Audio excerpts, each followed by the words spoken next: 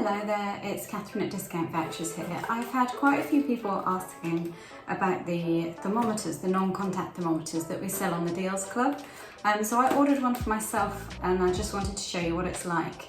I've got lots of people asking, if it's really effective, people who own cafes, teachers, people who are going to be expected to start back to work.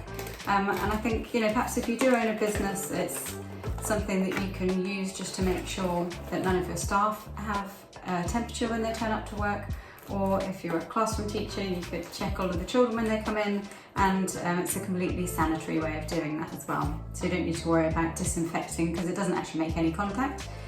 So this is the small box that it came in. So the first thing that there is when you open it up is you'll see there's a certificate of conformity, and that's really just to show that all the electrics on it are certified and have passed. Obviously we wouldn't say to wash this, it has, you have to put batteries in it, so just for safety we'd say to keep this away from any water. So quite simple packaging, to be honest. It kind of shows you exactly what the product does. Now I've already opened this and put batteries in just to save time. It takes 2 AAAs. Thankfully I bought a packet of about 40 of all different types of batteries, just because I find when things turn up they generally need batteries. So there's a small manual in here, but I'm just going to show you now how to use it because it's actually really easy. I didn't read the manual before I used it. I just put the batteries in and gave it a go. Since then I have read the manual, so I can tell you a bit more. You can see there's a plus and minus button on the side as well as set. So I'm just going to go close up here just to show you the product. So it's quite small, neat and compact.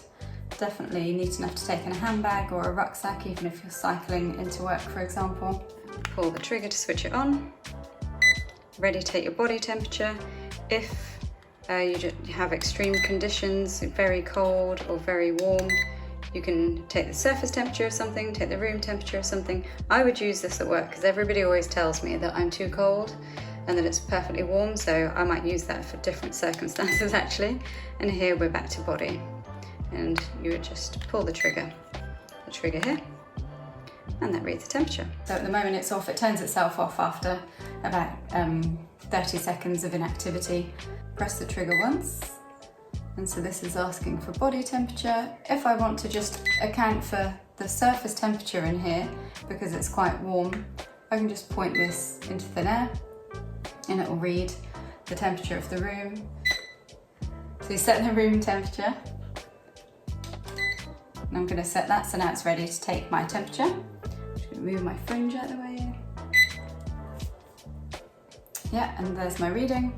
I'm almost always around 36. It's unusual for me to be any different. And if I just want to check again, yeah, it's quite nice just to make sure that there's no anomaly or anything that's inconsistent. So it really is that simple. You can set the alarm on the side here. And I'll say if I leave it alone for a moment now, it will switch itself off. So I think given that the battery should have, it's gone off, the battery should have a reasonable shelf life as well in there. If you've got any questions, please do send them to us by email or just comment below and we'll get back to you as soon as possible.